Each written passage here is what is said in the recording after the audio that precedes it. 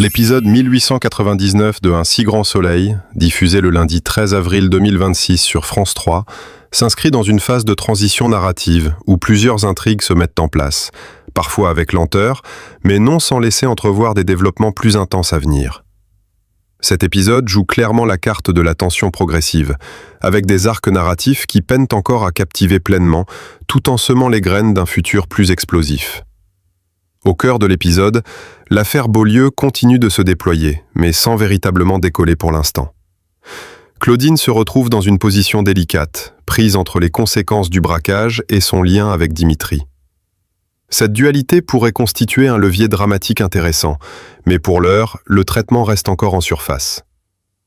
L'introduction rapide de la famille Beaulieu n'a pas permis au public de s'y attacher, ce qui rend leurs enjeux émotionnels moins percutants. Malgré cela, la présence de Jandelle dans le rôle d'Henri apporte une certaine intensité, notamment grâce à un personnage instable, dominé par son attachement obsessionnel à sa sœur Jeanne. La scène où Henri surveille Marc à la sortie de Midi Libre avec des jumelles est particulièrement marquante. Elle installe une atmosphère inquiétante et laisse présager un basculement vers un drame plus sombre. Henri apparaît comme un homme capable de franchir toutes les limites, et l'hypothèse d'un enlèvement de Marc pour récupérer le film du caméscope semble de plus en plus plausible. Si cette piste se confirme, elle pourrait enfin donner du relief à une intrigue qui, jusqu'ici, manque de rythme. Parallèlement, l'intrigue autour de Clémence et du Codaril fonctionne comme une véritable bombe à retardement. La dépendance de Clémence est traitée avec subtilité, notamment dans une scène très réussie, où Alain la félicite sans savoir qu'elle vient de consommer. Ce contraste entre apparence et réalité renforce la tension dramatique. La question n'est plus de savoir si son secret sera découvert, mais quand et dans quelles circonstances.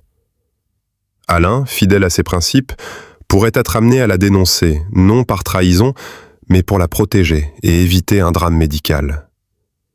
Cette intrigue est sans doute l'une des plus prometteuses de l'épisode, car elle mêle enjeux personnels et professionnels avec justesse. Du côté des relations sentimentales, la déclaration de Nicolas à Elisabeth n'a rien de surprenant, mais la réaction de cette dernière apporte une touche de fraîcheur bienvenue. Pas de crise de larmes, ni de surenchère dramatique. Elisabeth fait preuve de lucidité et de dignité en mettant fin au dîner de manière directe. Cette sobriété renforce la crédibilité du personnage. La scène finale, où elle écoute de l'opéra devant sa cheminée, laisse planer un doute subtil. Est-elle soulagée ou troublée malgré tout? Nicolas, quant à lui, apparaît de plus en plus comme un personnage ambigu, voire peu recommandable, notamment au vu de son comportement avec sa femme. Les scènes entre Dimitri et Claire apportent une respiration bienvenue dans cet épisode. Leur complicité est touchante, et l'on espère que Claire retrouvera une place plus centrale dans l'intrigue. Personnage historique de la série, elle est trop souvent reléguée au second plan, alors qu'elle possède un potentiel narratif important. Une implication plus active dans les affaires de Dimitri pourrait lui redonner de l'épaisseur. Enfin, la possible disparition de Marc Moore constitue un enjeu majeur pour les épisodes à venir.